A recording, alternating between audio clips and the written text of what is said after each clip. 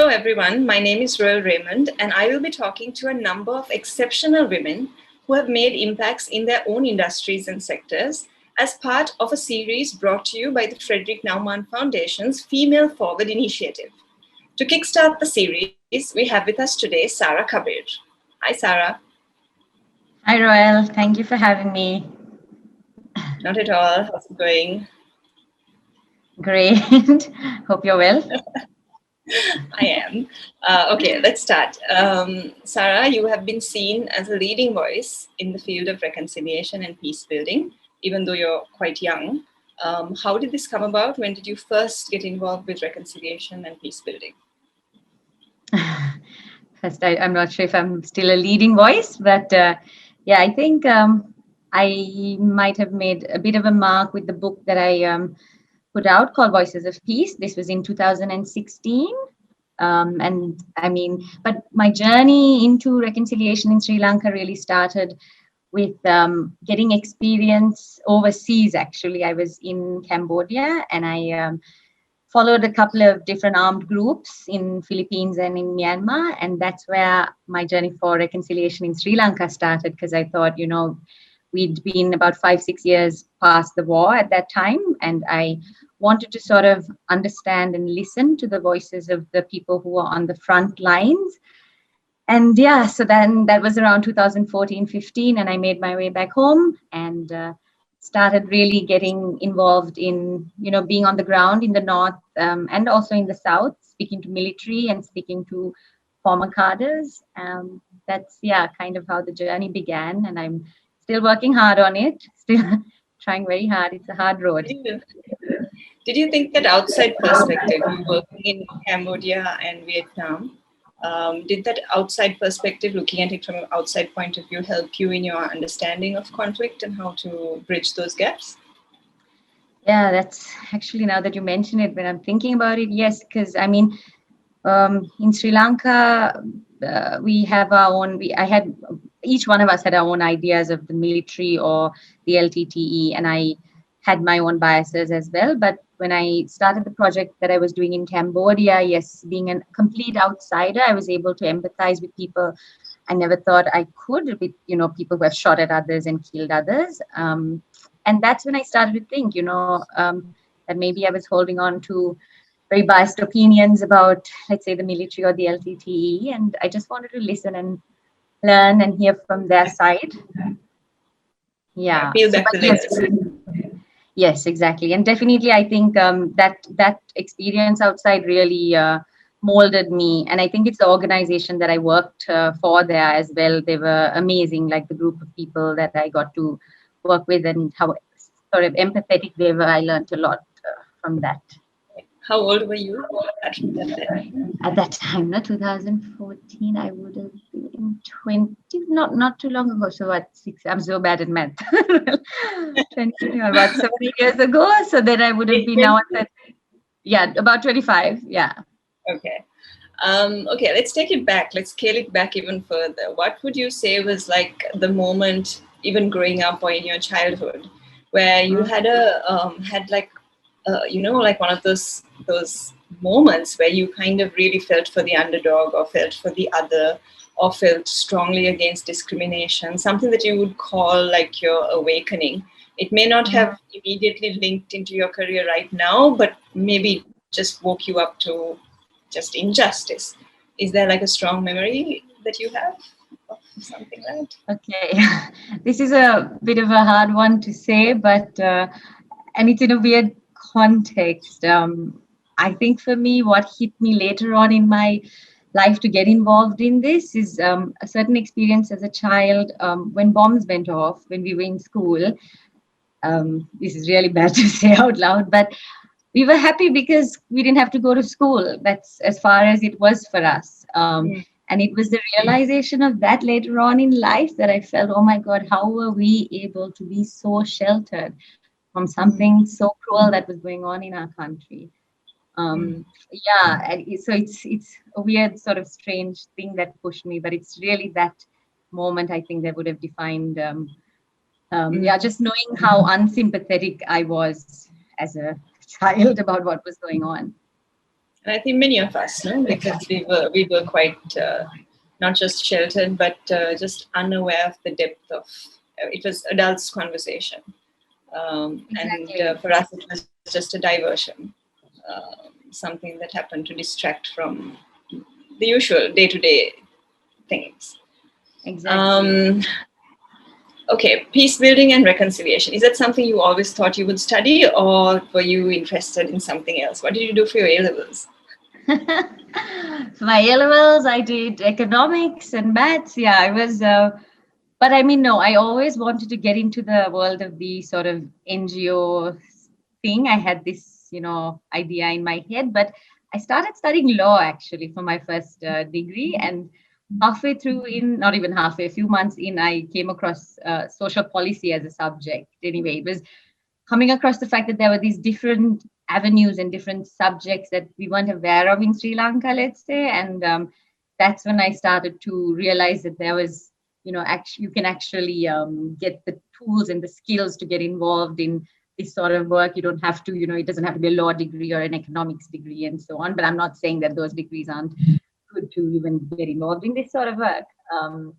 So from 2009-10 onwards, I started to be interested actually conflict, so conflict studies, and I started studying actually complex emergencies, so looking into humanitarian disasters, man-made and natural, and from there is actually where it snowballed into actually wanting to look at conflict transformation, and it led to peace building and reconciliation.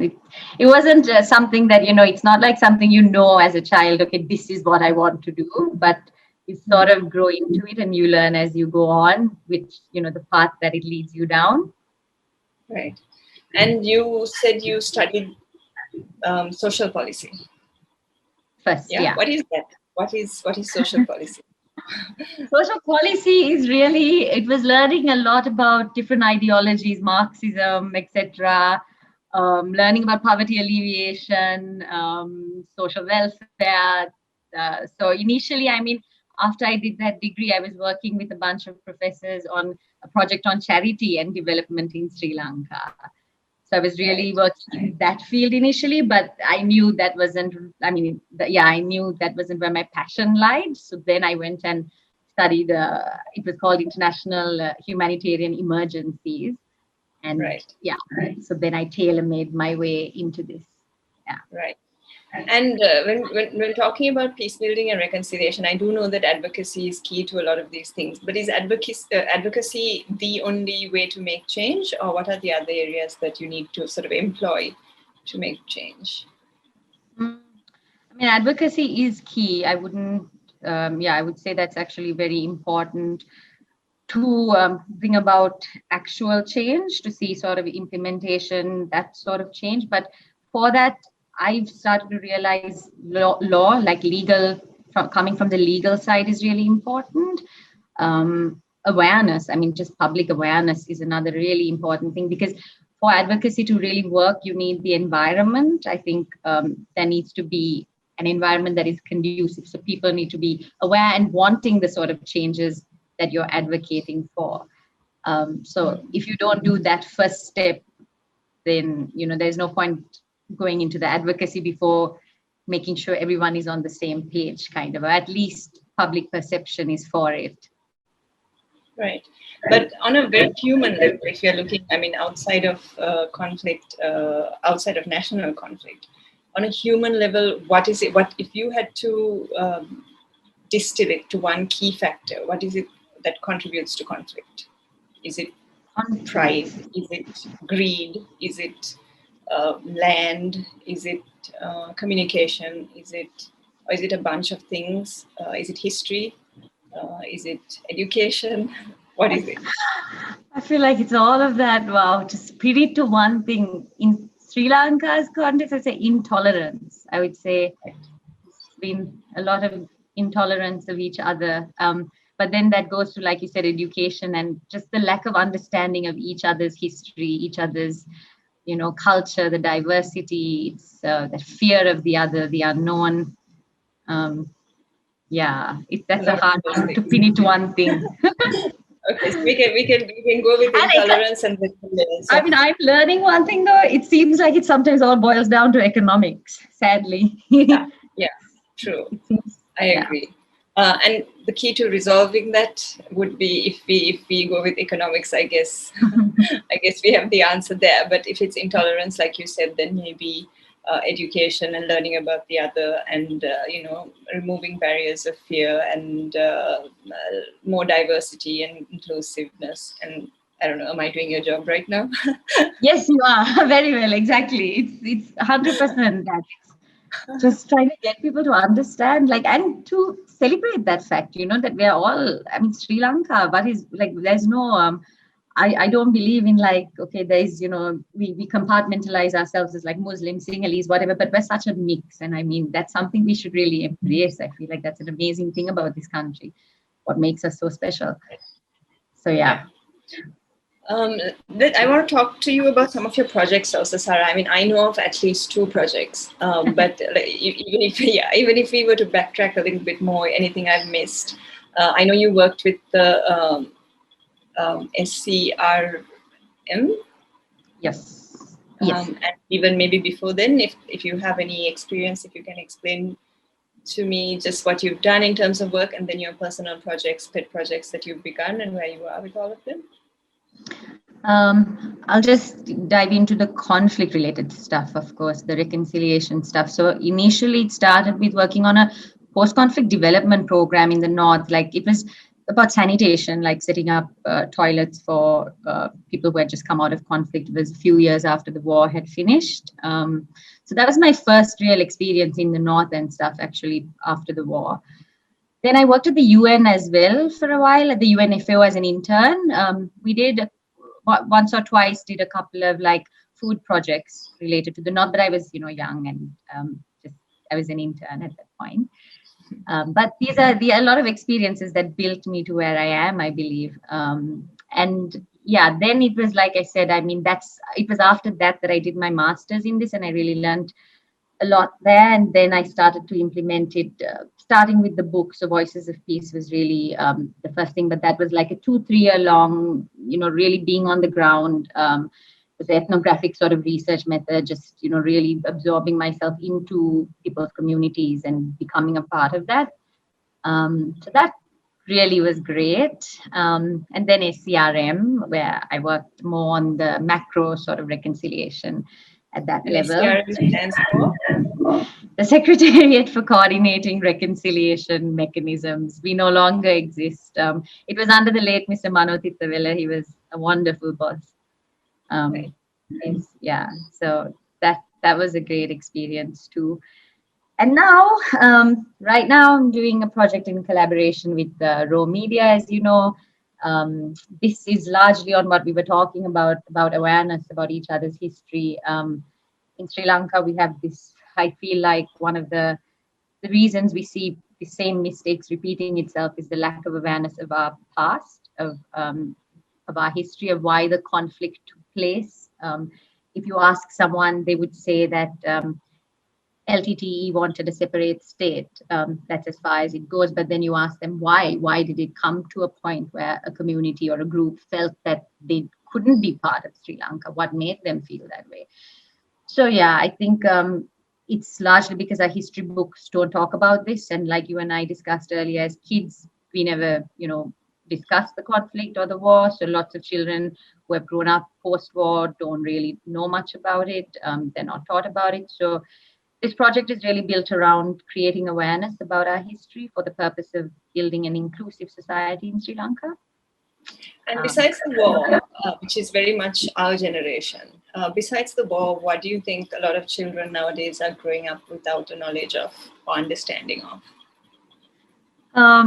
I think how certain policies, certain decisions, changes in our political system, how those things can affect and lead to conflict.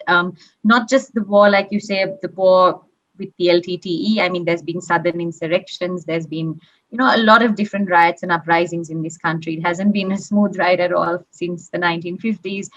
So I think it's, not just about the conflict. It's about I would think it's really key for not just children, for society to understand what certain decisions at the center, what it can lead to, maybe not immediately, but 5 to 10 to 30 years from then, what that one small decision can lead to, the ripple effects of policy changes, centralization of power, and so forth. Yeah. And with your books, which I think were just translated to Sinhala and Tamil as well, with your books and with this project, what is your end goal? What is it that you hope to accomplish or achieve? Hope for a peaceful Sri Lanka.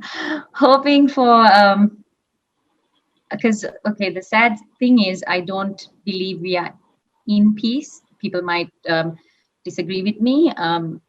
Just because there are no weapons and shooting doesn't mean we're at a state of positive peace.